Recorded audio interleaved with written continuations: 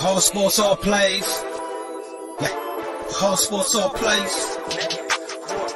All sports, all plays. 365, we making a plays. You talking the game, get you through the days. We're high in the court, the dime in the lane. Variety, topics, living the same. All presentation, sports information. In the airways, taking the nation. All sport, all plays, they working your faces. Grace at the field, so tie the laces. All sports, all plays.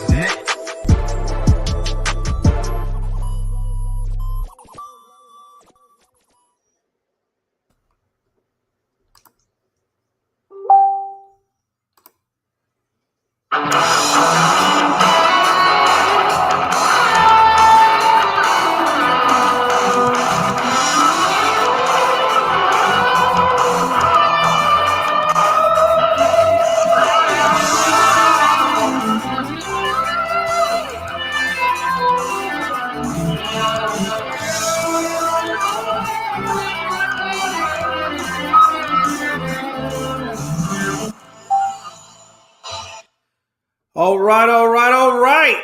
Welcome to my first edition of Unscripted as your producer, and so far everything has worked out okay. Yeah. No two hidden hiccups. I guess that rehearsal that Logan gave me is paying off. Sure. Speaking of my boy Logan, how you doing this evening, bro? What's going on, Jay? Like you said, I feel like we said it earlier, right? My kids are growing up. On Tuesday, we had Frankie produce the show. Bang up job. He was getting fancy at the NJ, right? He had the background. He had the Patriots logo. He was doing all these fancy tricks that I might not even know. And now here we are, just 2 short days later. Like you said, we're on Tiki Channel. We're not afraid to take any risks. And boy, here you are doing a great job. We've been training you vigorously, like Rocky, every week. And it's fine. It's going great, man. It's going to be a tremendous show. Frankie's going to join us in just a little bit. He's got to take care of the kids for a little while, and then he will come and join us, talk some sports. But I am ready, bro. How you doing? I'm good, man. And by the way, you could actually, I think, use this as a bullet on your resume. So, and you can include my name and likeness on there because people probably wouldn't believe it if you didn't. So I will ask for a recommendation for you, Jay, and it better be at least 2 paragraphs. Hey, but all right, man, let's get this bad boy cranking. So we got the NBA trade deadline approaching, Logan. Yeah. And we're going to kind of go through this trade by trade, and we're going to talk this out a little bit because, as you know, there's a lot. I mean, there's a lot going on. Yep. Although there is one thing that didn't go on. Yeah. Yep. You're right. And we know what that is, don't we, Logan? We'll try and save that for when he comes on, right? We'll wait so it out as much as we can. What? You're right. I'm sorry. I guess I'm so anxious to talk about, but you know what? We're going to take a momentary pause. That's what we're here for. But let's talk about what did happen. Obviously, you can see on the screen, you got Harden and you got Simmons. That's the big one. So the Nets got Harden. They got Patty Mills. And the Nets got 2 first-rounders, Simmons, Curry, and Namon Drummond. Okay, first of all, I want you to tell me who won and what your thought process was about this trade. Well, we'd seen over the last couple of days, right, that you'd seen from Morey, you'd seen from the Nets, Steve Nash, that it might not go through. They were wanting too much, that the Sixers weren't wanting to give up Massey, which they ended up didn't, right? They gave up Seth Curry instead. So that ended up being true, but, then you heard, Harden's not going to be moved. We're going to keep him and all this stuff. And then it finally broke. This was the biggest trade of the day by far. And, you'd heard over the past couple of weeks that Harden wasn't too happy in Brooklyn, whether it be with Kyrie Irving not playing or just with, how the team's been struggling, right? We'll talk about their losing streak here in a little bit. And it seemed like the writing was on the wall. And it turned out to be the case.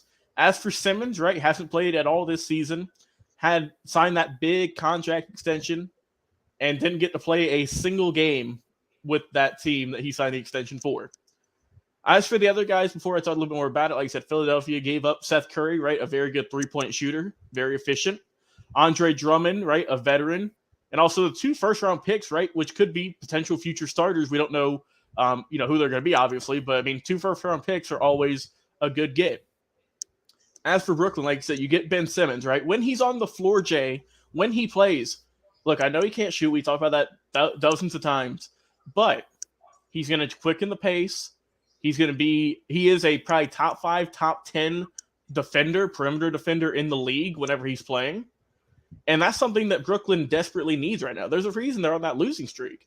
Right. And you compare Simmons with Durant, and I think that might work out beautifully, right? Just imagine you got Simmons driving to get some layups and you got Durant open for a corner three or anywhere. That would work out perfectly. So I think it was, in terms of who might have won, I'm still having to rack my head around it, man, because it's so crazy it actually went down. Because with the Sixers, it's going to be crazy with the Sixers, man, because you have perennial MVP, right? Joel Embiid, who's a monster on the inside from the paint. And then you have James Harden, who's probably one of the most, a top 3-point shooter in the league. So how do you stop the Sixers? I wish we had Philly Sports guy on this show. I want to see his reaction, man. But I think for me at the moment, just because Brooklyn is struggling, I would have to give the slight edge to Philadelphia, just because you finally got someone who is another threat outside of Joel Embiid. You got Joel Embiid some help, and I know you gave up a good bit for him, but if they are serious about going deep in the playoffs, Jay, I think this is a good push. As for the Nets, it looks like this might, it's probably not going to be their year. With Durant not playing as much. We got Anthony Price saying Harden going to complain again, request to trade in 2 years. You're not wrong. You're not wrong, Anthony. And whenever Harden gets inducted into the Hall of Fame, Jay, who's going to induct him? He don't have many friends in this league, so we'll see. But I think at the moment of February the 10th at 7:07 p.m. Eastern Standard Time, I'm going to give it to the Sixers, just because they're getting that last bit for that playoff push, and maybe for the long term, just because you're giving up Seth Curry, those first two first-round picks, Brooklyn might benefit for it in the future. So right now, I'm giving the slight edge to Philadelphia. What about you? Yeah, I'm going to go opposite of you on that. I think the Nets are the winners of this, and I want to go back for a second and talk about how moronic Daryl Morey is, the general manager of the 76ers, and I used to think quite highly of him when he was with the Rockets, bringing Harden and making some of the trades that he made, especially when he got three first-round picks from Brooklyn for James Harden. Mm-hmm. So I was kind of like, okay, he's not, and he's had a pretty good. He's always kind of competitive. He's had a pretty good track record, So I mean, I was putting a lot of stock in him. But then I see this whole debacle of Ben Simmons. Mm-hmm. And, initially he was asking for three first rounders for Simmons and all. And he was not about to. And remember when Sacramento came with the Halliburton, the Buddy Hield. I think there might have been a pick or two thrown in there. Uh-huh. Yeah, that's a couple weeks ago. Yeah, and he turned down the Sacramento for that. And then he winds up, instead of getting the 3 picks he was asking for, he's actually giving up 2 picks for Harden. Now, nothing wrong with Harden, don't get me wrong, but you have to understand, and maybe Morey doesn't understand this. When Harden was with Houston, he was a lot lighter. Right. He was a lot healthier. You didn't have the hamstring issues. You didn't have the overweightness, the slowed in productivity down. I mean, this was a different James Harden. So the Harden he's getting isn't the same Harden. Matter of fact, he's actually out with injury right now for those hamstrings. So this is what you're bringing into the nest. So you gotta hope that he can do something. And you're trying to ride something on Patty Mills, but I don't know how much of a difference maker Patty Mills is going to be. Paul Millsap. That's what they got. Yeah, I don't think Patty was in there. I think it was Paul Millsap. Yeah, it was James Harden and Paul Millsap. That's it. Oh, the Millsap. I thought it was Patty. Okay, Paul Millsap. And I don't even know how much, but either way, I mean that's left or right. I mean, I don't know how much Paul Millsap is going to be worth. Yeah. But I think when you look at the Nets, they get 2 first rounders, right? And you get a defensive presence in Simmons. And when Kyrie Irving isn't on the floor at home, you have a facilitator in Simmons. So you're getting that, and he's a decent rebounder. You don't have to he really doesn't have to shoot the ball. They have other outside shooters that can shoot the ball. But then you get Curry, who is a great outside shooter and can play defense. And then you get a paint presence and Andre Drummond at your center spot. So I don't see how I really don't see how the Nets aren't the winners in this when you consider the future of their team, because they gave up 3 picks for Harden, but they get 2 picks back for Simmons. And that's why I said for the immediate future. I'm saying just for this season alone, because Philadelphia is having an MVP-like performance from Embiid. If you add Harden to this, I mean, those guys are going to get 25 plus free throws a game probably, just between 2 of them combined. I mean, they're a good, they're a good team. They're right in the thick of things in the East. And as for Brooklyn, like I said, they've struggled a little bit. And plus, we don't know when Ben Simmons is going to end up playing, because he hasn't played. He's probably not in game shape.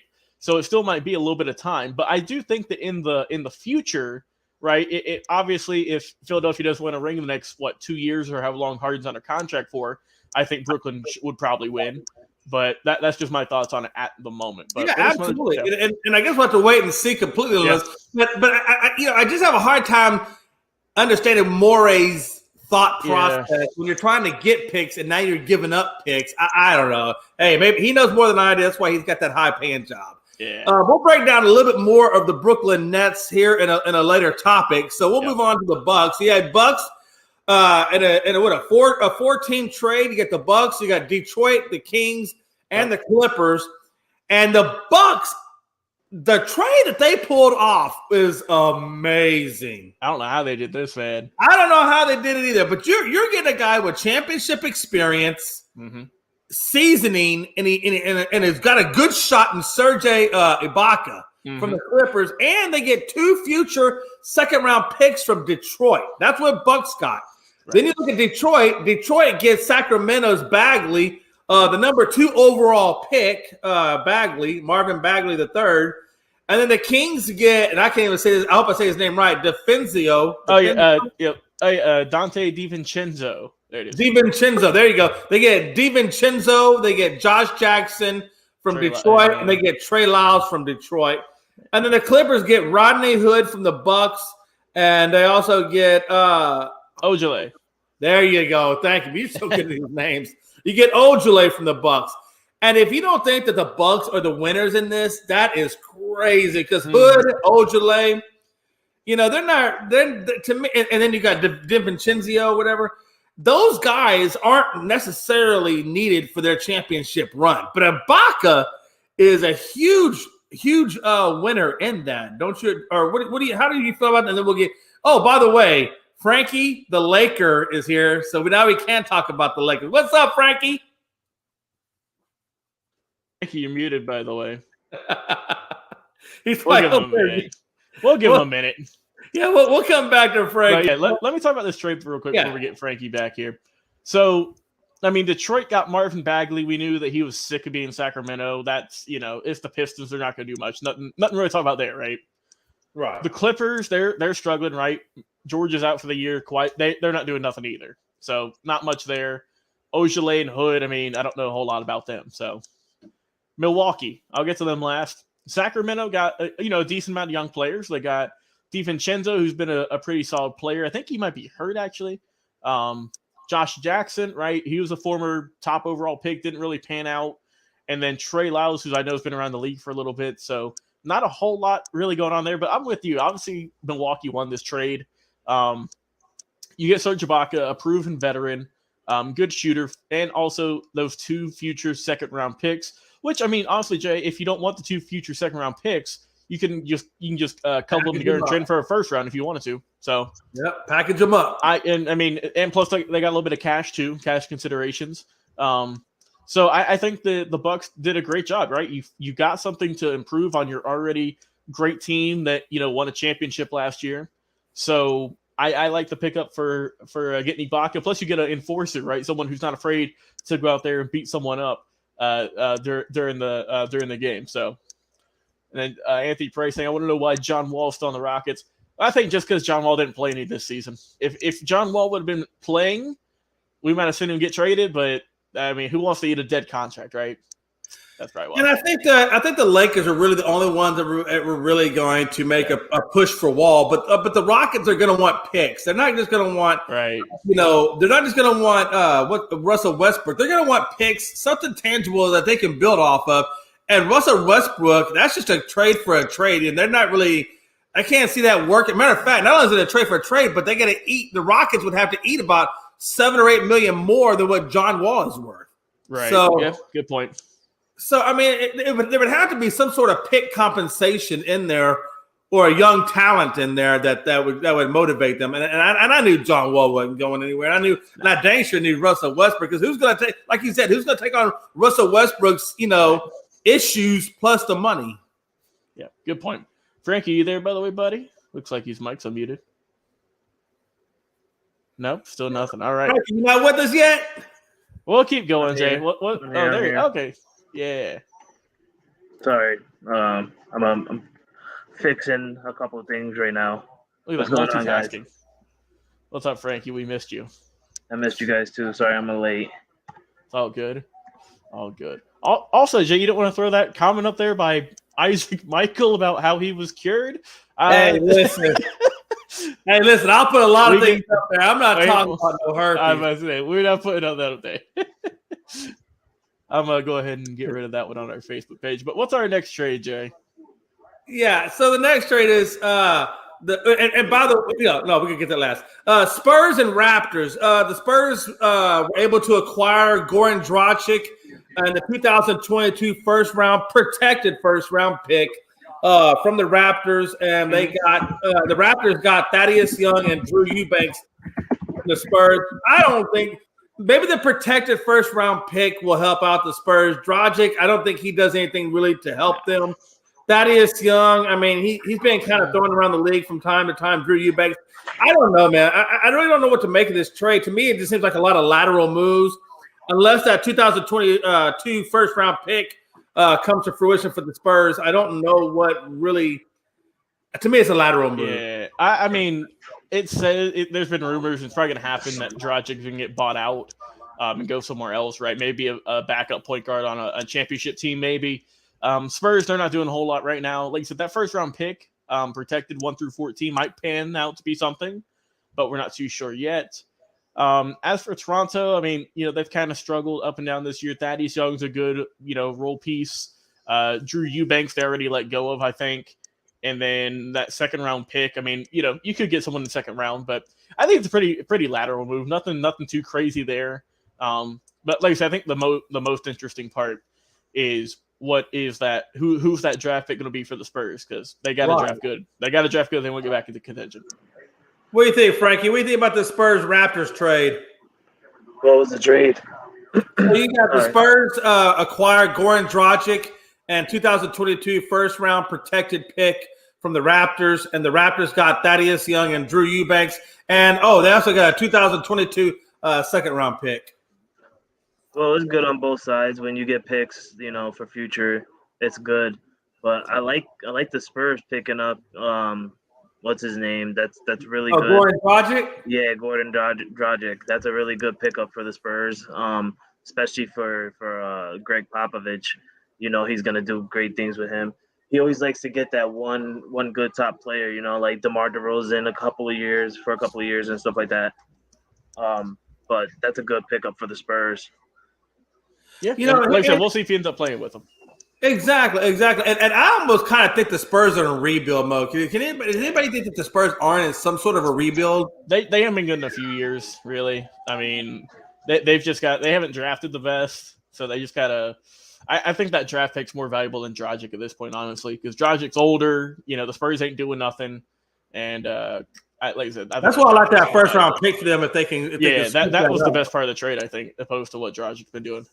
So the last trade that I saw out there was the Suns and the Pacers, and again, I think it's just a little bit more of a lateral trade. The Suns used to have Torrey Craig, and then they shipped him out. Well, guess what? They got him back. So Torrey Craig is back with the Suns, and the Pacers traded Torrey Craig for Jalen Smith, which was a future first-round pick. The Pacers, I think, are just continually to move cap, but I don't know what this really does for them. I know Jalen Smith is kind of a young guy. Maybe they're thinking they can capitalize off of his youth and turn him around. But for me, this really is just a lateral trade. I don't think it really improves either team very much at all. Frankie, you go first, and then Logan, we can wrap it up. Frankie, what do you think about this trade? Sorry, I'm dealing with my kids right now. I'm not really fully paying attention right now. What was the trade again between which teams? Yeah, so it's Torrey Craig. Torrey Craig was acquired by the Suns, and Jalen Smith was acquired by the Pacers. Well, good job for Torrey Craig because he just went from a losing team to a winning team. I feel sorry for what's his name going to the Pacers. That's what you said, right? Pacers. Yeah. Yeah, I feel sorry for whoever goes to the Pacers. I feel sorry for them. It's really sad, especially when you go from the best team in the NBA to like one of the worst. Yeah, it's not really good. And that's kind of what I was getting to. The only other worse trade than that one, honestly, was the one that was traded by Los Angeles Lakers, which was no trade. Yeah, that pissed me off very well. Yeah, I was waiting all day for at least one trade or something like that. Nothing. That's the thing, Frankie. You got no one to give up. You know, unless you want to sell the future for now. And I mean, let's face it, the team ain't doing nothing right now. Unless you want to give up Tucker and Nunn and Malik Monk, right? The only young players on the team for a slightly better seed. It didn't surprise me a whole lot. Yeah, it didn't really surprise me either. All right, we're going to slide over to the next topic. That's pretty much all the trades. The biggest trade, like I said, was the Harden trade. The next trade was the Bucks with Ibaka. And by the way, I think the Bucks getting Ibaka really puts them in position to contend in the East. Actually, even to contend against the West with the reloaded Suns. What do y'all think about that before we go on to the next topic? I think, the Suns are going for another championship, right? Trying to get to the finals. And, I like, they're getting a good player who did good in the playoffs back last year. So I think they did good there. Also, I was afraid you didn't bring up your team, Jay. The Rockets made a trade. You're getting Dennis Schroeder, Enos Freedom, who's already been released, and Bruno Fernando, former Atlanta Hawk, who's probably going to get released also. So congratulations, guys. What did they trade for that? Did it you say? Gave up Daniel Tice, who's going right back to Boston where he was. So you get poor Dennis Schroeder. You won a championship in 2020. You bet on yourself in 21, didn't do good. You lost a ton of money. Went to the Celtics, right? They've been kind of underperforming this year. And then you get traded to one of the worst teams in the league in the Houston Rockets. We're not the worst team. We're just rebuilding. Rebuild. That's why I said one of, Jay. One of. So he's obviously going to get a lot more minutes. Like I said, the only other big names who've moved today. Also, Porzingis got traded. Kristaps Porzingis got traded to the Washington Wizards for Spencer Dinwiddie and Davis Bertans. So, oh boy. Wow. I did not see that one. That must have happened after I looked at it because I did not see that trade anywhere in there. Yeah, but that Dinwiddie trade could do something for the Mavs. See, I don't know. I don't think Spencer Dinwiddie's the main key for that Mavericks team to get anywhere in the playoffs deep. That should be interesting to see how that comes about. Also, I don't know. I mean, Porzingis is, kind of been a bust, right? He hasn't panned out to be that. He really hasn't really done what they thought he was going to do. It's mostly been injuries and just underperforming. So, Washington, I think maybe. Well, no, Beal's going to be out. We're going to talk about him, but he'll be the focal point for the Wizards for a little bit, right? Yeah, that's absolutely correct. And speaking of Bradley Beal, that's how we do it. What's he gonna do next, Frankie? What's Bradley Beal gonna do next? Now that he's coming off the surgery on his wrist, plus he's in a contract year, or I believe it was a contract year coming up, or an extension year coming up. Yep, it's an extension year. So does he extend with them? I mean, he's obviously out for the year. So what do you see happening with Bradley Beal come up off season? Right. He might be doing with his kids. Yeah, Logan, I'm back. I'm here. Okay. These kids are getting to another level where I want to run away to Atlanta. What's going on? I will take you in. What does Bradley Beal do next year? Yeah, what does he do? It's easy. Go to another team. You're not gonna win in Washington. I mean, Washington got a pickup today, didn't they? They got they got Porzingis. Yeah, they got Porzingis. But Porzingis again. Porzingis is he's a good pickup for Washington. He's a good big guy if he's healthy. If he can stay healthy, then Washington can be a problem with Porzingis and Bradley Beal if he decides to stay with Washington.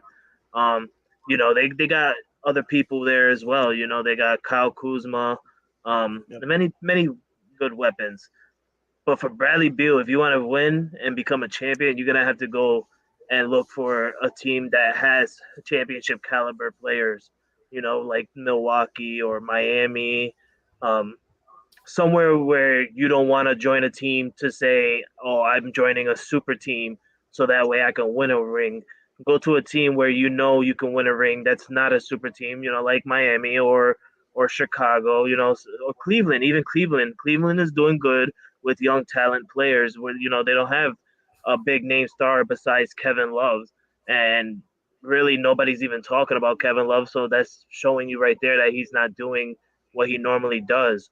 So like if you put Bradley Beal as a leadership in Cleveland next year, that would change things probably. Or the hell with it, come to LA. Come to LA. We need Bradley Beal. I'm surprised we didn't. I heard earlier that the Lakers are going to be in talk with Washington to try and trade away Russell Westbrook for Bradley Beal. Or no, it was John Wall. I apologize. It was John Wall. John Wall's in Houston. Yeah, I saw something that John Wall was going to get traded to LA in exchange for Russell Westbrook, and Houston was very talkative with the LA to try and bring in Westbrook, and we all know what happened. He's still in purple and gold for some reason. I don't know why. It pissed me off, and it's just annoying as hell. It made his day worse. Yeah, he really did. This morning I woke up and I'm like, okay, it's draft deadline day. What's gonna happen? I want to see something crazy. I want to see a new person come into LA, and I want to see number 0 go away. And 3:00 came, 3:05 hit up, and I'm like, no deal, nothing. Still I felt bad for the Lakers, man. I did. I wanted to see if y'all made an improvement, and then when I see that draft deadline come and go, I was like, well, I guess we're gonna continue to see the same Laker team towards the end of it. With Bradley Beal, what amazes me about him is, here's the deal. So he's up for, if he doesn't sign an extension, then he's up for a $245 million contract, a new contract that would pay him roughly about $245 million. Is there a team out there coming off of a wrist injury, which, I think he'll be okay from that. I don't think that's going to scare off teams away from Bradley Beal. But do you think he gets that enormous contract going to a new team if he doesn't get traded, which he's not going to get traded? So now at the end of the year, does he get a new contract with another team paying him that kind of money? I'm sure someone's going to bite, right? Because, it's all about getting big acquisitions. Right now, the Wizards are under 500. Beal's been consistent pretty much throughout his whole time there. And when I looked a little bit into it, Jay, he had a quote back in December of 2021. He said, talking about his extension, saying he's like, I got some time. I hold the cards right now. And he's like, I've never been in this position. So he's kind of embracing that, being able to dictate how I want my future to be and where I want to be. And at the same time, I'm not going to make that grand commitment if it doesn't work. Ultimately, you have to be selfish at some point, and for probably the first time in my career, year 10, I am. So I'm kind of taking advantage of it in a way. So it kind of seems, Jay, that if the Wizards don't improve, if they don't get another maybe big talent next to him, he could be shipped out. Right, and that's kind of what I was saying too. Frankie, what's your take on it? Yeah, I don't think Washington's gonna do a redeal for him. That's $240 million. That's a lot of money for just 1 year. And I don't think any other team is gonna try and pick up that deal for 240. Everybody's looking into the future and not for the past. So, if Bradley Beal wants to play for a team, especially looking for a championship, he's gonna, like Logan said, he's gonna have to man up and take a pay cut somewhere. If Washington wants to keep him, they're going to work something out to where they're going to offer him less money, but probably twist it around and say, well, we need you to take a pay cut in order for us to get better talented players, or at least keep the talent that we got now to play with you in the future to come. But I don't think Bradley Beal is going to want to do that. He feels like he's an amazing player and he deserves that money, but I don't think so. And I'm just talking about this and thinking, like you said, who's going to try and pick him up. I honestly, to me, if he's going to go somewhere else and somebody's going to pay him that money or at least close to it, I feel that Toronto is going to be that team to do it. Interesting. Yeah, I mean, they might have some cap space available to take on that size of a contract. Yeah, and like I said, we'll see who's got the most money because that's what it's all about, right? And they had that void, and they did lose Kyle Lowry, and they lost Kawhi Leonard, so they do need somebody to come in there and take up the space. So, again, hey, end of the year, it's going to be interesting to see where Bradley Beal lands, and I'm pretty sure that's going to be a hot topic when free agency comes into play. So we will put a pin in that for now, and we will see what happens with Bradley Beal at the end of the year. And on to our next subject matter, Commissioner Manfred talks with the media. Logan, I'm going to let you get that one off. Yay, the best commissioner in all of sports. 70-plus days into a lockout, guys. Spring training first game supposed to start February the 26th, 27th, I believe. It is February the 10th. Ain't looking too good. Looking too good. Now, also, he said that, obviously losing regular season games, right? Losing games to a lockout would, quote, be a disastrous outcome. Well, what are you doing? You're the commissioner.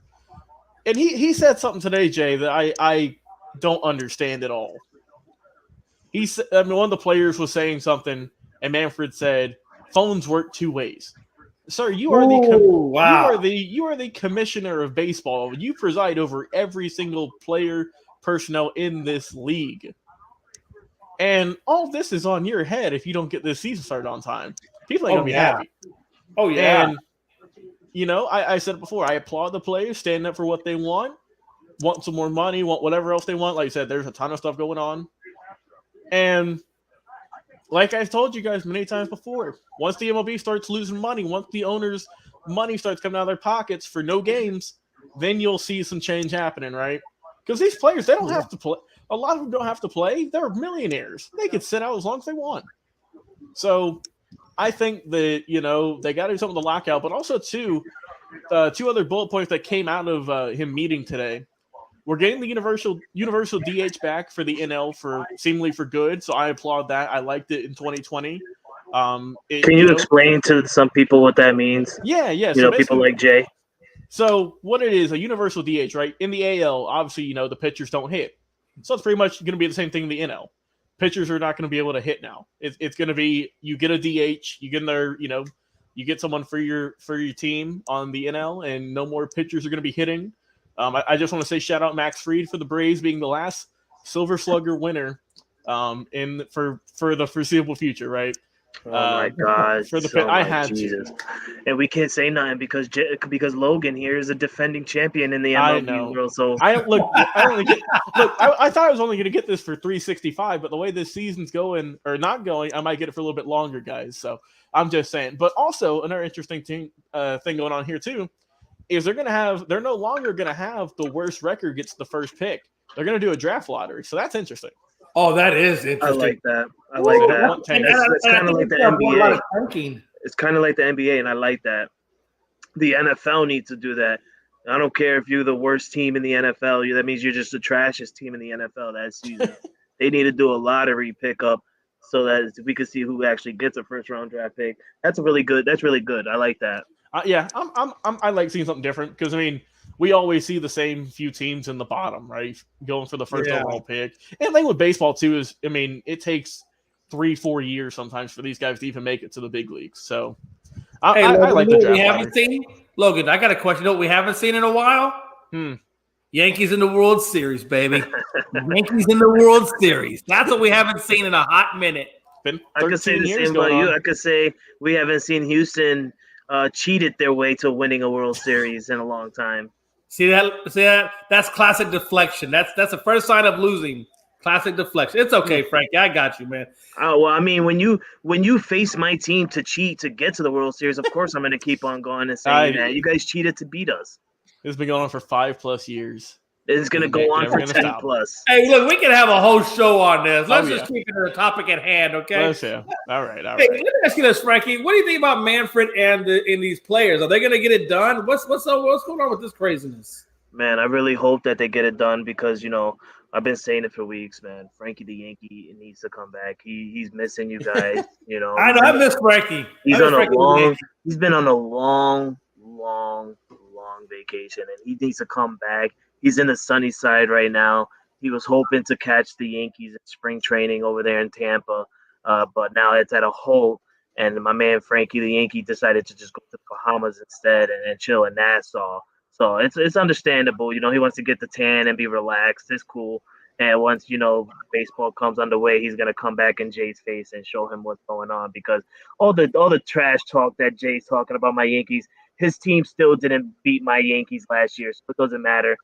But for this commissioner, you know, he, like Logan said, he is the face, he is the man of these players and of baseball itself. He needs to step up, put his foot down, and get this going, get a change, get these players what they want.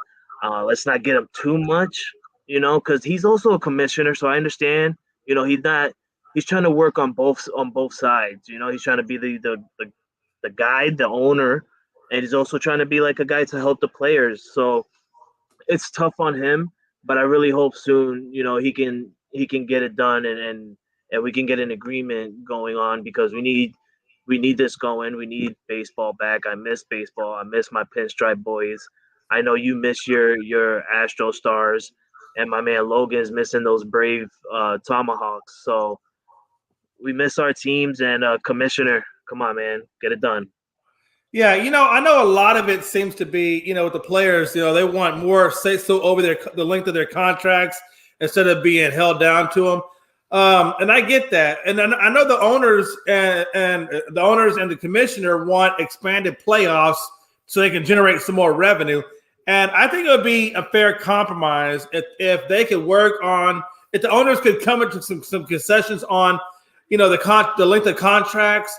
And in return, you know, we give you expanded playoffs. I think, you know, let's get that mediation in progress to make that happen. And I think both sides can give a little bit on each end and still get what they want out of it. Because let's be honest, if they go too long and then they try to bring baseball back, number one, they're going to have already lost those potential earnings, and number two, there's no guarantee that you know the fans are going to come back to the stadiums like they did the last go around. That did it back in the 90s. There's no guarantee, because let's be honest, two things have happened. Number one, baseball is starting to lose its relevancy in the American way of life. It's losing its relevancy compared to the other sports. And number two, they've lost a huge African American demographic. I mean, they haven't lost it completely, but it certainly has dwindled down a lot. So baseball really has to be careful that they don't lose the relevancy that they have left. And because if anything, they need to start figuring out ways they can make themselves even more relevant if they want to stay around and be profitable. And I'm going to give each one of you guys a chance to comment on that before we go to the next slide. What do you think? I'll start things off then. I mean, Jay, they never really had an African American audience, right? I mean, we've seen they've tried over the years to build one, and you know, you hope they do, but they just haven't gotten that down. Right. And you know, as long as baseball's been around with so many memorable African American athletes, I mean, what is it that's holding them back from not being marketable, not being, you know, all over commercials, stuff like that? You don't know, right? And that's true. MLB is probably one of the worst when it comes to marketing their own players, I would say. NFL and NBA are the top, right? You always see them doing stuff. When's the last time you ever saw Mike Trout or Aaron Judge doing a spot for ESPN or for a local car company? You don't see that. Frankie, what do you think about that? Is baseball losing its relevancy? Definitely, yeah, yep. They really are, 100%. And it's really sad to say. And you know, the reason for that is because, is the world really paying attention more to baseball? You know, we all know football is the top sport. Next to it is basketball. You know, we have some people that'll vice versa that. There's some people that think basketball is better than football, and right. We all have our own you know, our own favorite sports. To me, you know, baseball is my second favorite sport behind football. You know, I'm not a really big basketball type of dude, So to me, it'll be football, baseball, but for what baseball has become nowadays, it's ridiculous, and I don't like how it's going. Like Logan said, we haven't really seen much commercials with baseball players. We used to back in the day. We used to see Bryce Harper, that's his name. He used to be on so many commercials, hitting home runs and stuff. What happened to the home runs of or not the home runs, but what happened to the Mets guy? He's a really top star dude right now. What's his name? Pete Alonso. Pete Alonso. Yeah, Pete Alonso. He's like the top dude right now in New York, next to Aaron Judge for the Mets side from him. And he's a two-time defending home run derby champion. Yeah. We don't see no commercials on him and stuff like that. So things need to change in the MLB world. And also too, Frankie, just one more point here. And Jay, it's not just the African American audience; it's also the Hispanic Latino audience too. Yes. I mean, how many players on all of our teams right now, right, are Hispanic, are Latino? I tell you right now, that are stars. I can tell you right now, 92% of the New York Yankees is Hispanic or Latino. Right. So I mean, if I had to guess, like the Hispanic Latino population in baseball probably makes up for half, maybe more. So I mean, we've seen that being, and I mean, obviously, it's a whole different world, right? Because over in all those countries, that's their number one sport.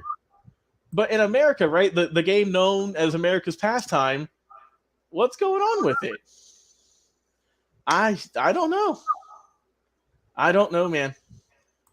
But I lost control of the slides. Don't worry about me. There's something going on behind the curtain over here. There we go. You're doing it wrong. I got your back, Jay. Don't worry.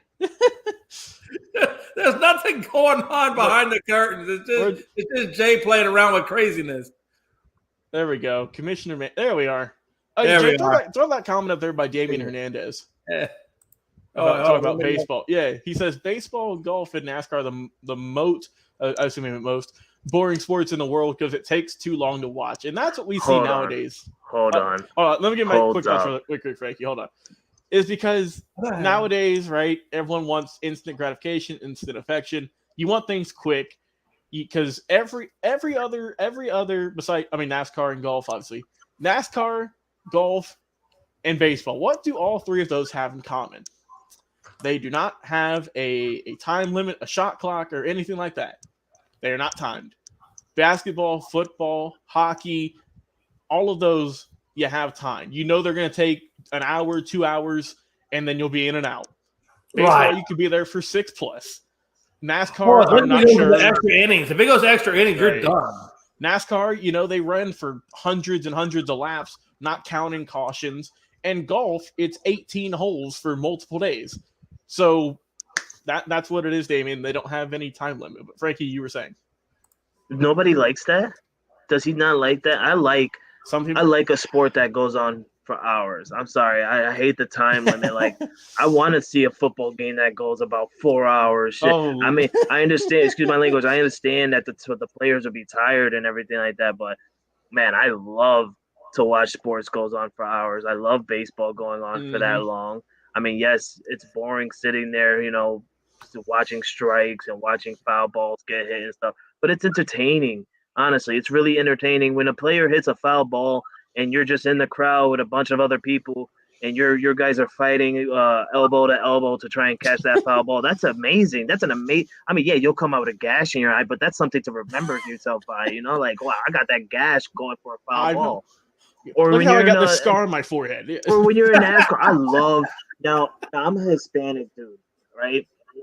I love NASCAR. For some reason, I like NASCAR. I love it. I love the sound of the engines just going. I mean, it's a little weird to, just keep going around in a circle. It'll be a little bit dizzy for me if I was in the car and I just. We need to have NASCAR. Hey, we got a NASCAR topic, so we'll talk more NASCAR here in a minute. We're gonna move this show along a little bit. Talk about Auburn dropping number one rank drops number one rank after losing to Arkansas in the NCAA basketball. And what is crazy to me about that too? Because I will tell you this. Hey, so if you don't know, Auburn lost 80-76, and they lost it in overtime. The streak was 19 games, and then they finally lost.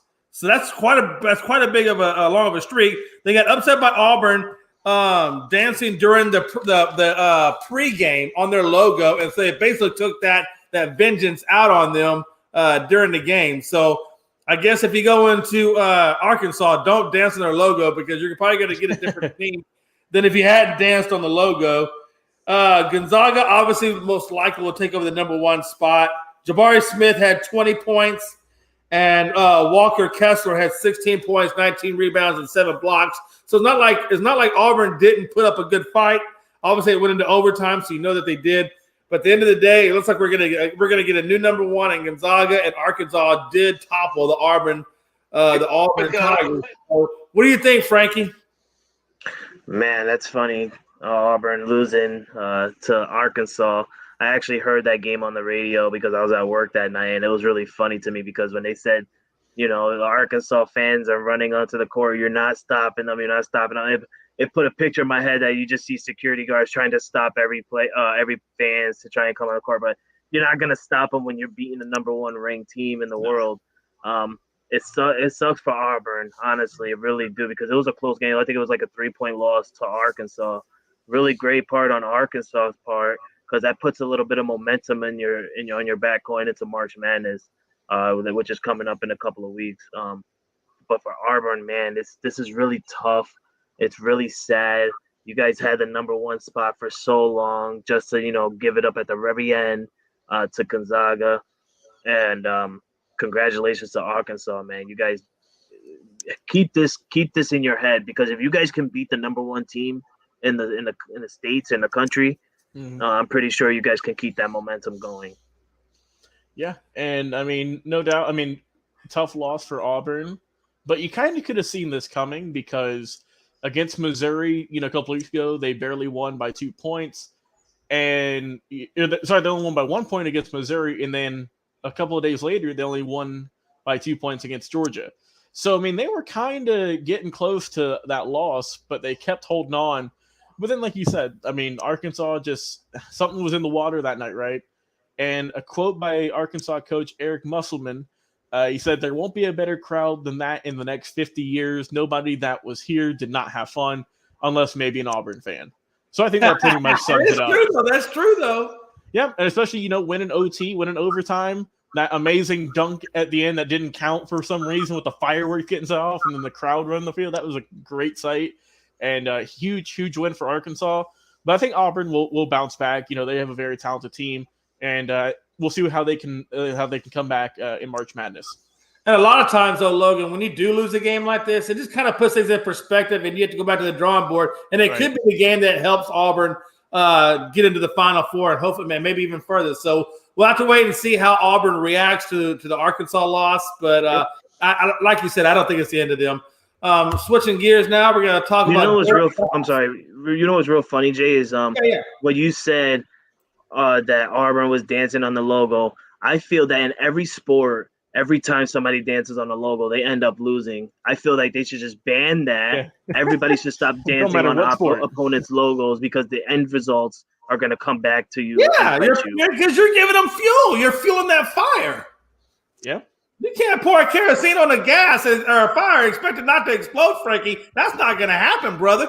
That's true. I remember that happened to us in high school when I played in high school. Somebody did that, and that fueled our fire, and we ended up winning. So it happens in every sport. All right, let's switch gears to football for a second. Does Jared Goff get traded from Detroit? I don't think so. It's too early for Goff to start talking about trading him. But I do think that you're seeing the true Jared Goff, in Detroit versus what you saw in LA, because he doesn't have those weapons like he used to have. And so you're getting the purest form of Jared Goff. Frankie, what do you think about Goff? Do you think he gets traded, or do you think it's too early to hit the panic button on him? What do you think? Yeah, I agree with you. It's way too early for him to get traded away from Detroit. He didn't have enough time with them. He doesn't have weapons. He only had about two weapons tops in that offense, and it's not really good. I mean, let's go and rewind. I mean, if Matthew Stafford was still with this Lions team, this would be Matthew Stafford. but it's not. Jared Goff has a different coach, a young coach at that. Well, not a young coach, but a rookie coach in his first year at that. Compared to Sean McVay, who was outstanding with Jared Goff. They went to the Super Bowl together and stuff, and in many playoffs. But this is way too early to tell. I think Jared Goff is not going to get traded. The real question to me is if Jared Goff wants to be traded. That's the real question. Jared Goff wants to be traded away from Detroit instead of Detroit wanting to trade away Jared Goff? That's how I feel. So, Logan, let me ask you a question. So, right now, you're looking at for Goff's stats for last year, it was around roughly 3,300 yards, 19 TDs, and 8 picks for a 91% rating. What do you think? Is he limited? Or is he traded? What? I think we've kind of already seen the best of Jared Goff. Back when they went to the Super Bowl a couple of seasons ago, right? And I think he's kind of hit his peak. I mean, he's been in the league 5-6 years. I mean, he's still pretty young. I think 27. But I mean, I get he didn't have any weapons. But if the Lions, it's gonna be interesting to see, right? Because the Lions have the number 2 overall pick. So realistically, you could go after if you really want to do quarterback. You could trade with someone. The only team I've seen that has the cap available who also needs a quarterback, guys, is the Pittsburgh Steelers. Now, Steelers have a later round draft pick, so you could maybe swap Goff and get, I don't know what they would want for him, maybe some defensive pieces, and then draft a Kenny Pickett, Malik Willis, or whoever else is on the board for a quarterback and get that super fresh start. So, I don't know. I don't think that Jared Goff is going to be the answer for Detroit. I don't think they're going to get to the playoffs or anything with him. But I don't know if this is the year you go after a quarterback or if you wait another year. So I still think they hold on. It is a little bit early. But it would not surprise me, I don't think. I don't think it would surprise me at all if he got traded come draft day for another piece. Yeah, I agree. I think it'd be safe for the draft. Keep Jared Goff for the draft. Get your weapons. Lock down your weapons for the next 4 years.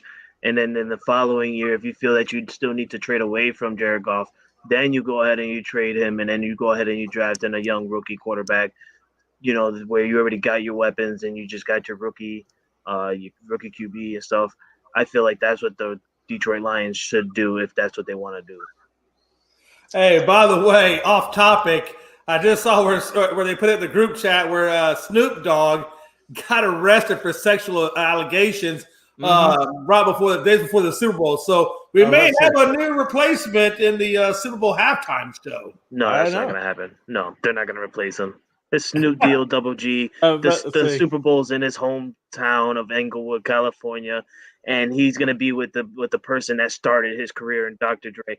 They're not gonna not put Snoop Dogg in there.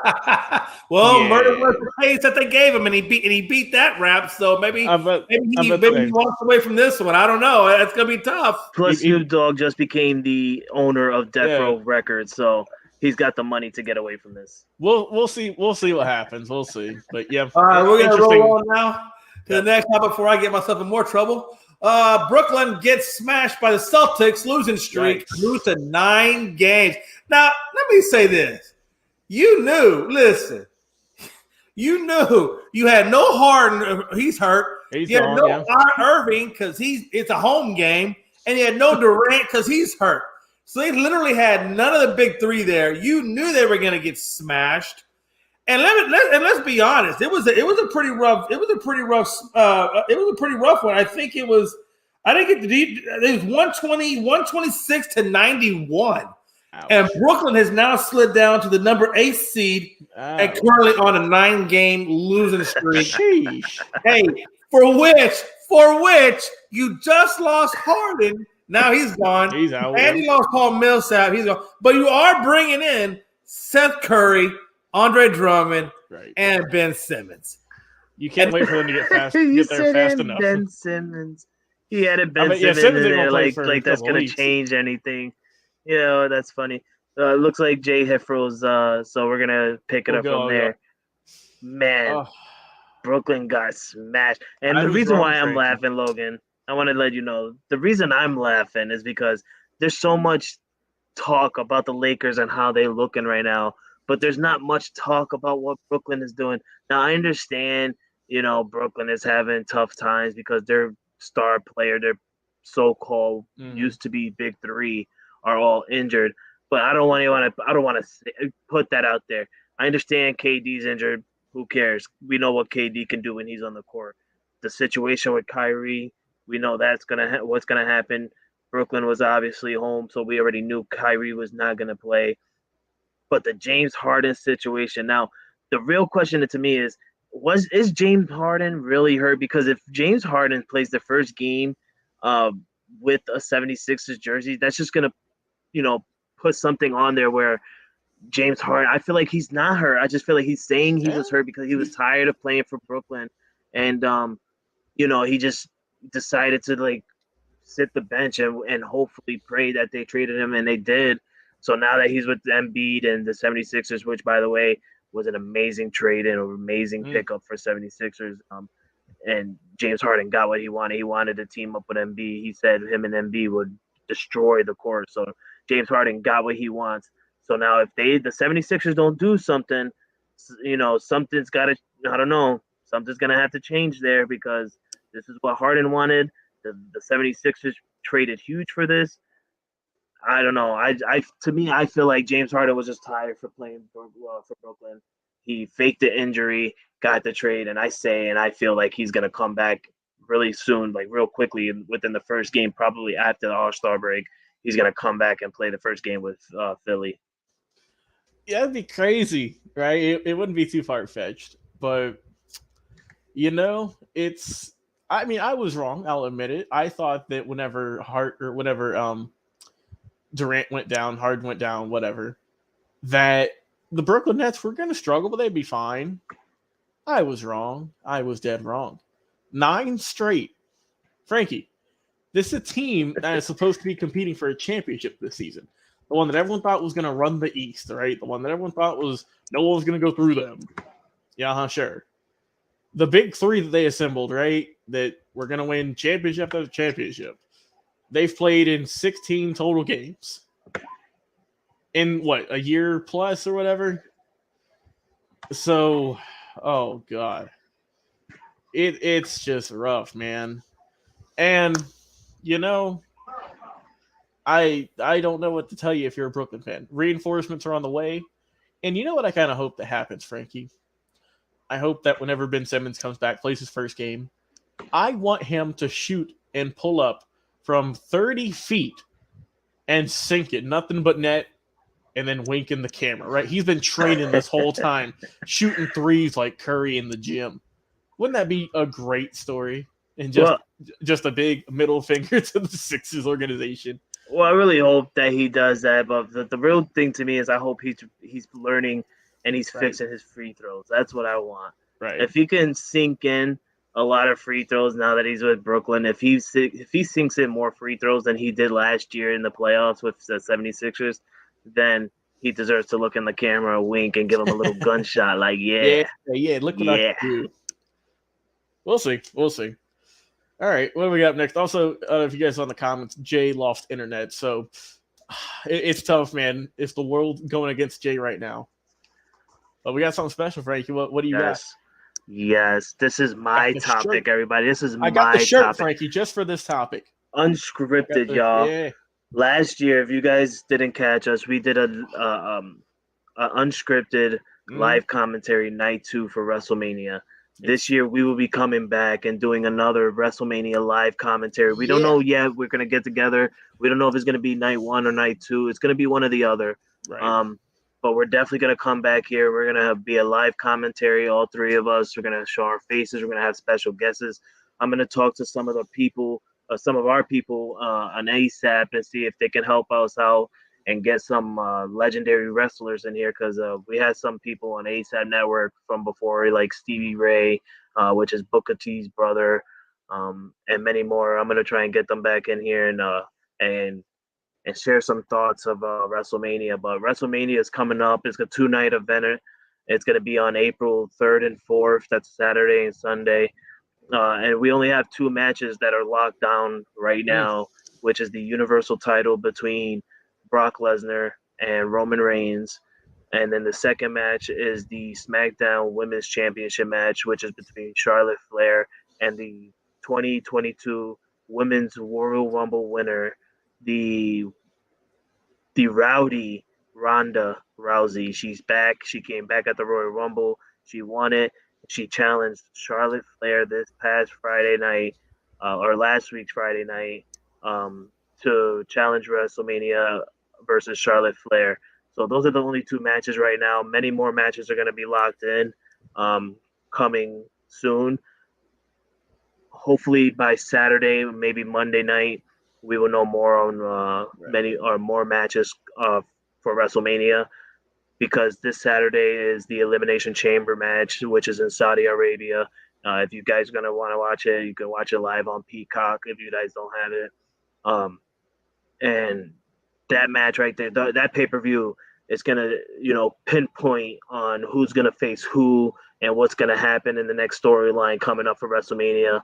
And I'm excited, Logan, for us to be back for a second year in a row. Yeah, last year was amazing. We've been about almost 4 hours live on my podcast, on Frankie C Sports podcast. We were live for about 4 hours. So hopefully this year will be a little bit less time. I doubt it.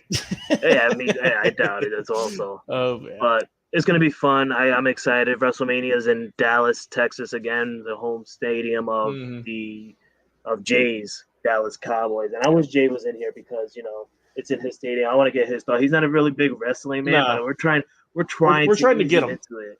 Yeah, that's it. And I know we went away from some wrestling topics for a little bit, but we're bringing them back full strength, right? And what perfect time, right, Frankie, then with WrestleMania right around the corner, early April, I believe, right? And it's going to be hopefully a great show. A lot of matches, right? It's been 2 nights for a couple of years now. And I can't wait to see who we bring on and what all happens, man. Hopefully it's going to be some good shows. Yeah, it's going to be fun. And if you guys are watching, you guys are big fans of WWE or AEW, anything like that, Ring of Honor, which is not around anymore. I'm really sad about that. Hopefully it comes back. Or even New Japan Pro Wrestling or anything like that. If you guys are a big fan of wrestling in general, come on our show, WrestleMania night. Give your thoughts. Tell us what's your favorite match, what match of a WrestleMania in the past that you remember. Yeah. To me, my favorite would be WrestleMania 35 because that's the WrestleMania I went there live for in New York. That was my very first and my only WrestleMania that I went to with my wife, and it was a very great experience to witness WrestleMania live. I got to see Seth Rollins beat Brock Lesnar. I got to see DX come out for the Hall of Fame group. I got to see Hulk Hogan. Man, I got to see so much. It's great, when you experience WrestleMania live. It's so something different. Yeah, it's really something different. And I had I had a smile from ear to ear, Logan. Honestly, I had a smile on my face the entire about 4 or 5 hours because you want to get there early before the show starts. You get to catch the pre-show and stuff like that. So get your merch. Yeah, get your merchandise, get your drinks, get your food, and then get to your seat so you sit down before everybody else. But it was great, and I had a great time. So if you guys, like I said, if you guys are a big wrestling fan, come on our show the night. We'll announce it. We'll have a post on our Facebook page and let you guys know what day we're gonna go on. It'll be either night 1 or night 2, which again is gonna be April 3rd or April 4th. All right. Daytona 500 is coming up, guys, on February 20th, 2022. I'm excited. This is one of my favorite. Between this and Talladega, these are my favorite races because, these are the big name races. We got every race car is going to be there. Fans are back. They weren't there last year. Fans are back this year. So it's going to be different. We had a comment earlier saying that, NASCAR is one of the worst sports compared with golf and baseball. I don't think so. Daytona 500 to me is a great event. I love the Daytona Hot 500. You see crashes that are going to be wild. I mean, we shouldn't be celebrating about the crash because it's a little scary. Everyone does. Yeah, things can happen during the crashes. You never know. So for safety reasons, we hope that everybody's safe. But Right. the crashes is amazing. I love the way the crashes end up. But I'm a huge Josh Gordon guy. I love Josh Gordon. I've always followed Josh Gordon until his retirement. And when he retired, I retired with him. I watched NASCAR. I was watching it, but I didn't have a racer, Logan. I didn't follow nobody. I couldn't until something recently happened with my boy who I follow now, Bubba Wallace. Something happened with Bubba Wallace in the NASCAR world. And since then, I've been following Bubba Wallace. And if nobody knows, he drives for Michael Jordan. He's driving Michael Jordan's car, the number 23. And I'm pretty sure. I don't know if it's a McDonald's car or not, but no, it's DoorDash. He's got DoorDash. Oh, okay. He's sponsored by DoorDash. So that's who I want to win the Daytona 500, but I doubt it. But I'm sticking behind Bubba Wallace. Yeah, and I mean, admittedly, I don't watch NASCAR. It's not like I don't like it. It's just I've never gotten into it. Just it's big here in the South, Frankie. Obviously, I'm from Georgia. Jay's in Georgia, and I never got the bug. But I was with you. Of course, I knew Jeff Gordon, Dale Earnhardt, all those big names. But I was looking at the betting odds, and that's who I'm gonna go. They have it for Denny Hamlin with an 8-1 victory right now. Joey Logano 9-1, Kyle Larson 10-1, and then I'll go with this guy winning. Frankie, let me know. I don't know if he's good or not, but Chase Elliott, right? Born one day before me on November the 28th, 1995, so he's a little bit older, but he's also from Georgia. It's from Dawsonville, Georgia, so might as well go with him, right? Why not? Right. Chase Elliott's a good driver. He's really a good driver, and those drivers that you mentioned before, they're always up there. They're always going to be in the top, just like the Busch brothers, Kurt and Kyle. Kyle. They're always up there.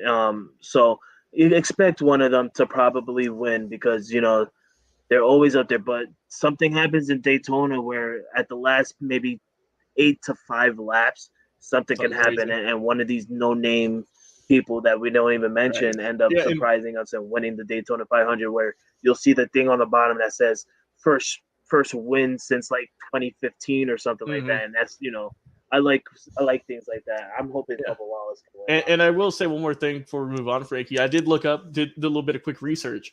There is actually a driver who's in the Xfinity series, so not in the main NASCAR series, but he is from my hometown, from Douglasville, Georgia, who is in the Xfinity series. His name is Mason Massey.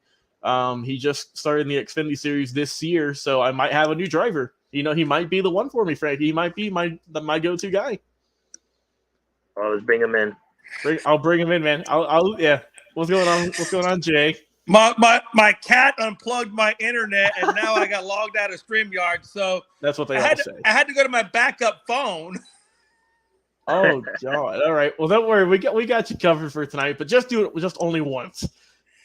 Yeah. I was like, what happened? Everything just went black, and I look over at my cat, and she's like pawing at the cord, and I'm like, great. Oh God. Just okay. Great. So now Melon's gonna have to take this dang cat back to this wreaking havoc on my life. Jay, so I want to get your thoughts on Daytona 500. I don't know if you're a big NASCAR fan or not, but I want to get your thoughts on Daytona 500. What do you think about it, and who do you think's gonna win? If you're there, if you have any idea, did your cat unplug your phone internet as well? Look a little choppy. Oh, he's here. I'm here. Go ahead. Okay. So I want to get your thoughts on the Daytona 500. Who do you think is gonna win it? And he's not here again. Well. Yeah. All right. Hey, my phone's acting kind of crazy. I might want to just. Yeah, just go in the comments. Just go in the comments, Jay. We'll pull them up there later on. See you, buddy. Also, Frankie, I looked up. Chase Elliott is the son of the 1988 Winston Cup Series champion Bill Elliott. The Elliots are the third father-son NASCAR champs in history, along with Lee and Richard Petty, and Ned and Dale Jarrett. So look at that, right? That's how we do it here. Quick research. We have a question here. Yeah.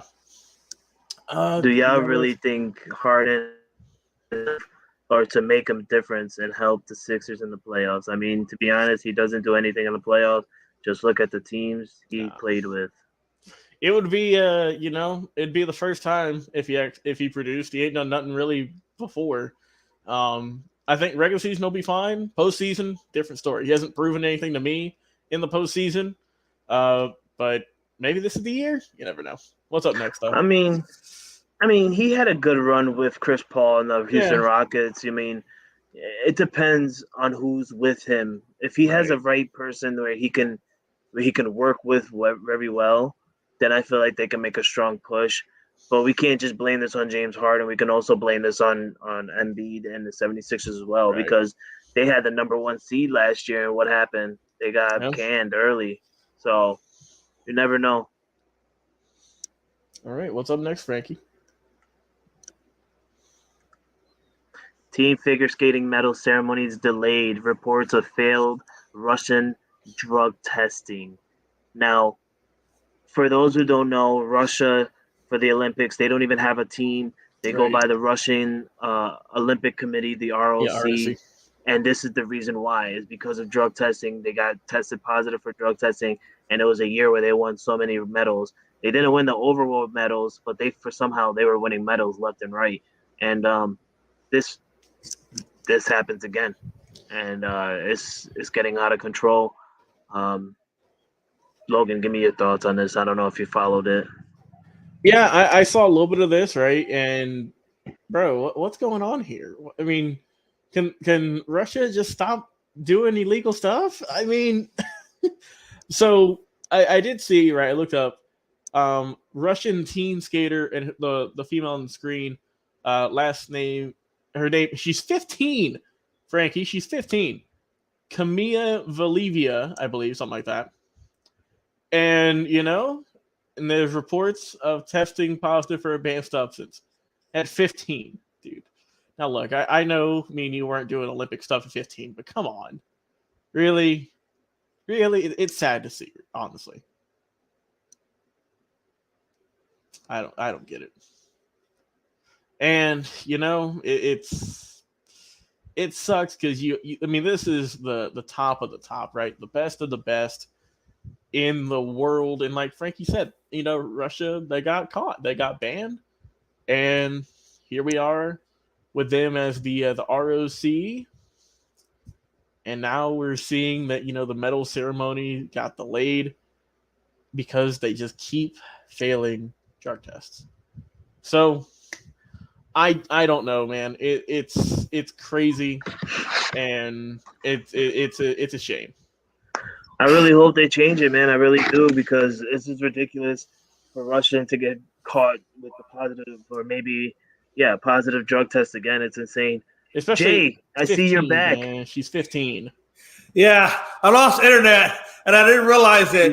I had to go fix my whole internet. So, long story short, I might be old, Logan, but I can eventually figure it out, and I figured it out. So now we're back. We're good to go. Live stream. Jay, I want to bring it back a couple of segments. Yep. Your thoughts on WrestleMania coming up? You ready? Round 2. Let's do it, Jay.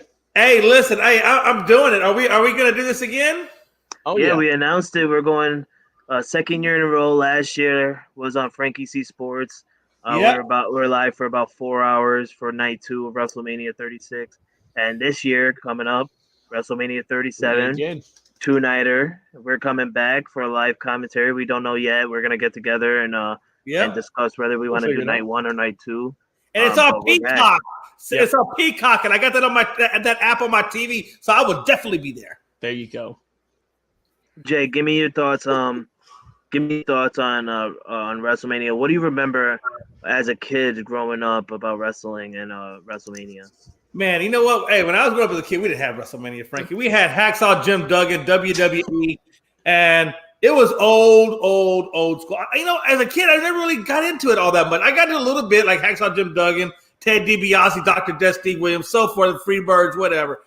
And it was good, man. I enjoyed it. I mean, of course, I enjoyed the plot line. Back then, I used to think it was real. Then I realized it was fake, and then I kind of ruined it for me a little bit, and plot twists and things like that. But No, I like it now. I mean, I need to get back into it, Frankie. I got to be. You were doing good. You were doing good. Frankie was asking for progress reports after every show for a little bit after our first WrestleMania live stream. I know. Bring you back into it, Jay. Ease you back in with WrestleMania. Then we'll start branching them out, right, Frankie? Back into the other territories. We'll go with some AEW. We'll go with some other promotions, and we'll get Jay back on board with us. How about it won't be like I know on Friday nights. What is it? Friday Night SmackDown. I get that on my TV. I think it's Friday Night SmackDown. The one that comes on regular programming. I get that one a lot. So I'll start boning up on it again. I'm about to tell you, tomorrow night you can watch it on Jay, Fox. So I'm gonna test you. Okay, we're gonna test you. I want you to watch Friday Night SmackDown tomorrow at 8 p.m. Eastern Time to 10 p.m. Eastern Time.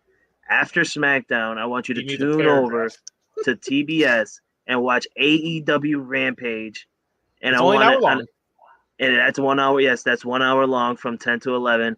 And then after, I want you to give me your thoughts on what you think is better, WWE or AEW. Yes, get your notepad out. There you go. Write it down. We'll give you the chance. Hey, now you know what we're going to do? Hey, I have my pen. Hey, just put it in the group chat. I'll get it in the group chat. We'll do that, and be sure to set your DVR, right? And I'll be home. I'll watch it. And on Saturday, Saturday live on Peacock is the pay-per-view Elimination Chamber for WWE, which is the final pay-per-view before WrestleMania. Now, I want you to start. I have a question, Jay. What do you think the Elimination Chamber is? I don't know if you know what it is. I think is that a chamber where it's like a cage-in thing where a single elimination, like one person goes in or two people go in and one comes out, and then they keep revolving it. Pretty much, yeah. Guys start jumping off stuff, flying off things, and it's a fun time. Hey, as long as it's free, I'm watching it. If it's on Peacock, I'm watching it. See, Elimination Chamber on Saturday. What time? Yeah. Probably I don't have it pulled up. Probably 6 or 7, maybe. It's going to be early because it's in Saudi Arabia, so it'll probably be around like 3 p.m. Okay, so a little bit early. Oh, nice. 3 p.m. That's a good time for Saturday. I'll probably get that in. Let me show you. That's it. They're all the way in Saudi Arabia, so nowhere near us. That's crazy. I guess Saudi Arabia's got a lot of money over there. They can afford. Yeah, they've been doing a few years of this. They bring in all the. They're actually having. I mean, they've done it before, but they're having some more women's matches over there too, which that's a whole issue over there. Oh, that's interesting. That is an issue over there. Here you go, Jay. Mm-hmm. And for all of those who haven't followed WWE or anything like that, this is the Elimination Chamber. Look at Frankie, the photos. Looking nice. Oh. Yeah, so that's the old one, right? Show them the new one that they kind of made a little bit iffier. It's got like padding, I think, right? That's probably because people were getting hurt. Yeah, you might be right, my friend. Yeah, if you notice right here where my mouse is, there's padding around the structure right here. Back in the day, Jay, they didn't have that. None of this padding was there. That was chain. All chains. You hitting your back on chains. Yeah, let's see. Yeah, I bet you they were probably getting hurt. They're probably breaking legs, so they probably just had to scrap that. Yeah, go back to the original. Let's see. Look right here. There you go. I can't get a big image. Yeah, you can see. I like the original better than I do the one now. Unfortunately, everyone does. You're not alone in that thought. I definitely like the original one. Look there you go. Here at Triple H's feet. Yeah, that's like no padding. Like steel or chain or. Yeah, it was tough back in the day. So Jay, go on YouTube because you can find them or on Peacock and watch some of the older ones, and then try not to get disappointed by the new. Yes, good job. The older ones are better. Jay, please go to Peacock and look up the old school's Elimination Chambers it started in 2002. Yeah, we'll put all this in the group chat on Facebook for you so that you don't forget it. Yes, please put it in the group chat because I'm old and I will forget it. But I will be watching Friday. If you put it in the group chat, I'll watch Friday and then I'll catch the chamber on Peacock Saturday. All right, Frank. Let's go to our last topic. I think. Oh, we got one more. Yeah, Daytona 500, Jay. Oh yeah. What do you like about it, or do you like it, and who do you think's gonna win?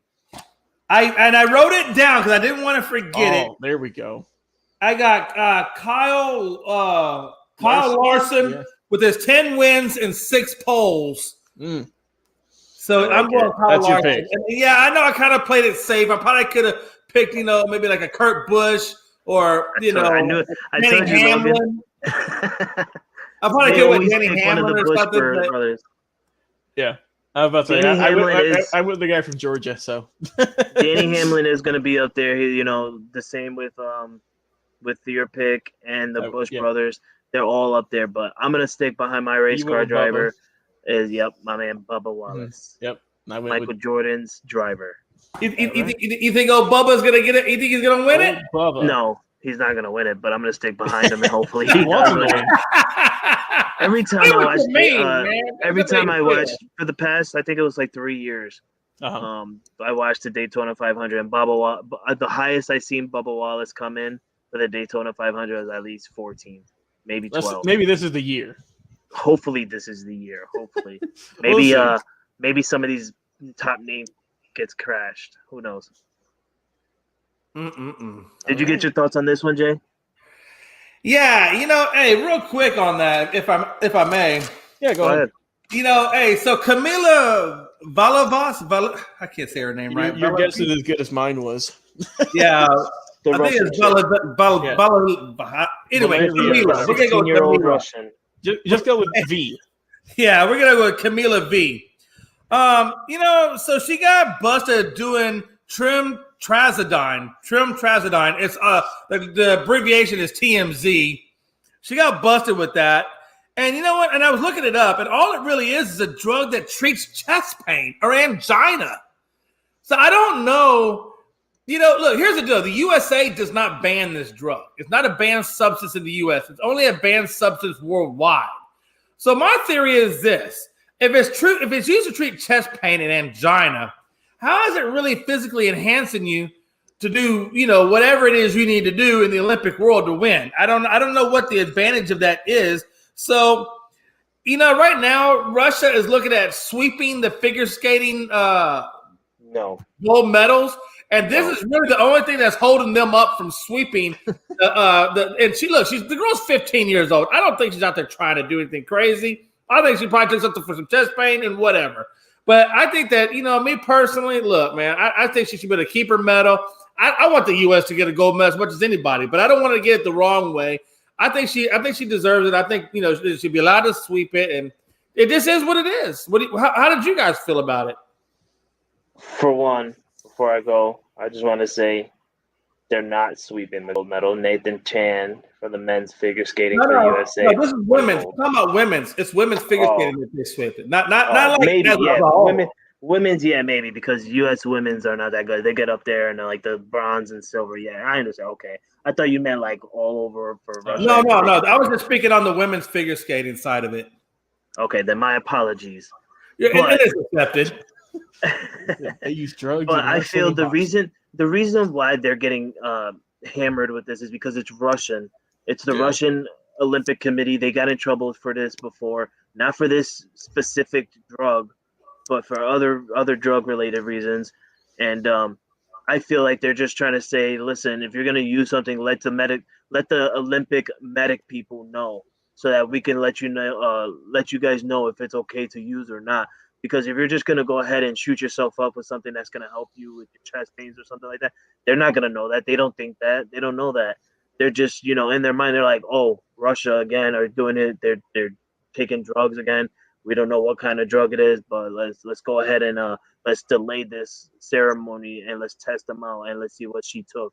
But just because she's Russian and she's skating for Russia, you shouldn't, I agree with Jay. You shouldn't be getting on her like that. For one, this is her first Olympics. She's a young teenager. Right. Like, she don't know what she's doing. But then again, they should be telling her what she's doing, like, oh, hey, if you don't feel good, come let us know, But I don't know. It's really weird to me. Hey, did y'all cover the Shaun White already? No, not yet. Good segue, Jay, because Frankie, what do we have up next? My man, my figure skate. Oh, I'm looking up my figure skate. My snowboarder, which I'm about to watch right now. I'm watching it. My man Shaun White and his finals Winter Olympics. My man Shaun White started when he was 20.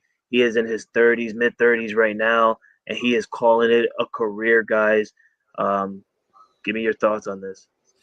Well, look, the guy's a 5-time Olympian, 3-time Olympic gold, most gold medals by a snowboarder, and he's got countless number of X Games gold medals. I think it's a good storybook ending for him. Hey, look, I always said if you're going to go out on top. Mm-hmm. And I hope that Sean, can capture the gold this go around, because that would just be the storybook ending to a pretty damn good career, to be honest with you. Logan, what do you think? Yeah, I mean, this is probably one of, if not the most recognizable snowboarders, right, in Olympic history, X Games history. And plus, like you say, he's going out hopefully on top, right? He's going tonight. And plus, he's getting out early, right? He's in his mid-30s, still has plenty of life to go and live. And well, if he wants to use some commentary or still keep in the maybe help out train some future Olympians, right? Then, I mean, I'm sure he'd way rather do that. And I mean, obviously, that we're going to be a little bit tougher in the next Winter Olympics with him not there, right, helping us out.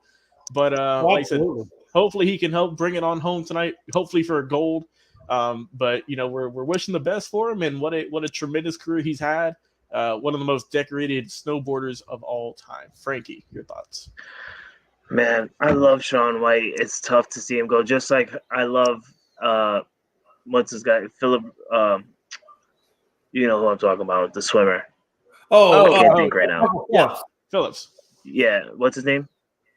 It's Michael Phelps, wasn't it? Michael Phelps, yes, Michael Phelps. Sorry, I had a little brain fart right now because I'm looking at my TV and I'm looking at the intro that they're making for Shaun White, because Shaun White is having his half-pipe snowboarding moment right now, and this is where he gets he can get the gold later tonight. But yeah, I'm gonna miss Shaun White. He's like the Michael Phelps on snow in winter. He's got the gold, he's got the medals, he's got the caliber. He's got the rhythm, and it's gonna be different to not see him in the next 2 years. 2 years from now, or 4 years from now. I'm sorry, it's gonna be weird to see him 4 years from now, or not see him 4 years from now in the next Winter Olympics. It's gonna be really sad, but I understand. You've been doing this since you were 20. This is your 5th Olympic. You won, I believe, 4 gold medals. You won gold in every freaking Olympic you've been in, but he knows when to call it a career. He knows when to call it an end. He wants to focus on his life now. He's tired of training. I mean, he probably wants to be warm now. He's tired of being cold all the time. He's tired of hitting that snow. But it's going to be sad to see my man Shaun White go, just like how it was sad to see Michael Phelps go. But I hope Shaun White can go out the way Michael Phelps did, and that's go out on top with a gold medal around your neck. And I can't wait to witness what you're about to get tonight. He is coming in, guys. He is coming in 4th. So he needs to step it up a little bit. Yep. Okay. Not a bad start. Not a bad start. He's right now. He's in 4. He did the qualifications. Okay, so just 2 nights ago, and for qualification he came in number 4. Okay, so he's going to be, I believe, by doing that, he's going to be the number 4th snowboarder up to go. Okay. Well, so we got work right? Tonight. Yeah, you can see what some of you guys are doing and improve. Okay, I like it though. All right, and also one of the best nicknames, right? Brian Sports, the Flying Tomato. I remember they called him that. Yeah, because he used to look like Carrot Top back in the day. Yep. Yeah, he did. I remember he used to say, "Is that Carrot Top on a snowboard?" Yeah. I like Shaun White, man. It's real sad. If you guys haven't seen Shaun White this year, he's got a haircut. He's not red top no more. Aww. He's got like a little black in him. That's how you know he's getting older. Yeah, and he's got the haircut. He couldn't do the long hair. But before we head out, I just want to say, since we're in the Olympic side of it, the USA is currently placed in 5th with 10 medals overall, behind I don't know what's AUT. We still have hockey to go through too, so we can get some hockey goals. Austria, yeah. Yep, Austria is in 1st. 2nd place. What's going on here? 2nd place is Norway. 3rd place is Canada. 4th place is the ROC, which is the Russian Olympic Committee. By the way, Norway has 12. Canada has 12 total overall. Okay, so Austria has 13 overall. and the ROC have 11. So the USA is not that far back. If we can get 3 medals tonight, doesn't matter if it's gold, silver, bronze. If we can get 3 or more medals tonight, we get into the number 1 spot of overall medals. Right now, we are second in silver with 5. We are tied second or tied third with gold. We have 4 gold.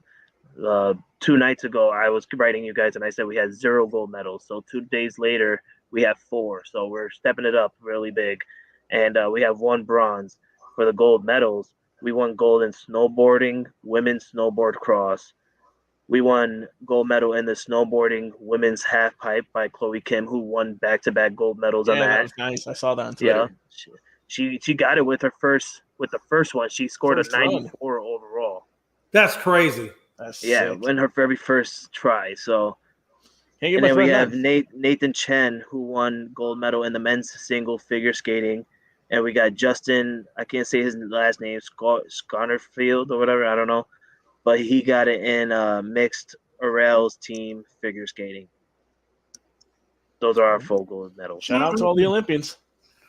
All right, folks. Hey, we're going to get some final thoughts here, and then we're going to wrap this puppy up. Logan, final thoughts. All right, final thoughts. NBA trade deadline has come and gone. James Harden, Ben Simmons, the biggest one of the day. We'll see what happens. We'll see when Simmons comes back on the court. We'll see if Harden can lead the Sixers back into the playoffs and get them a good run.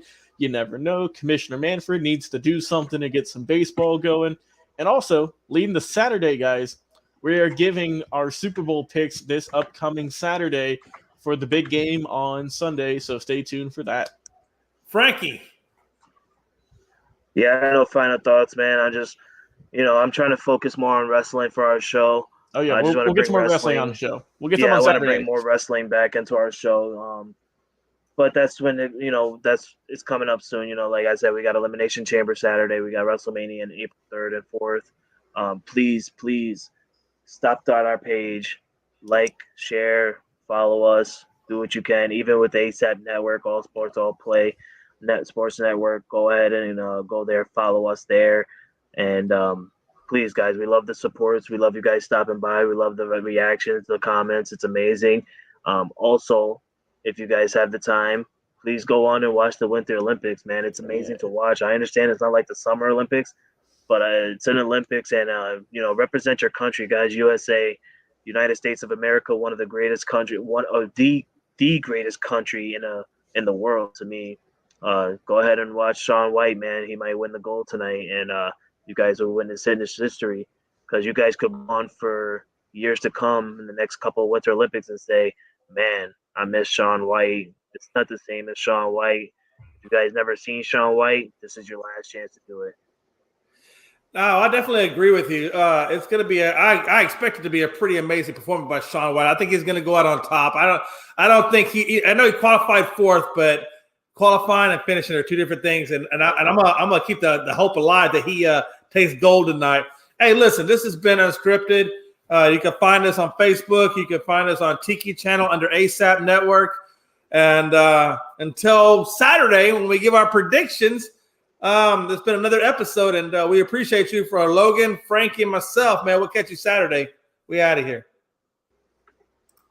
All sports, all plays. All sports, all plays. All sports, all plays. 365, we making up plays. You talking the game, get you through the days. We're high in the court, the dime in the lane. Variety, topics, living the same. All presentation, sports information. Hitting the airways, taking the nation. All sport, all plays, like working your faces. Grace at the field, so tie the laces. All sports, all plays.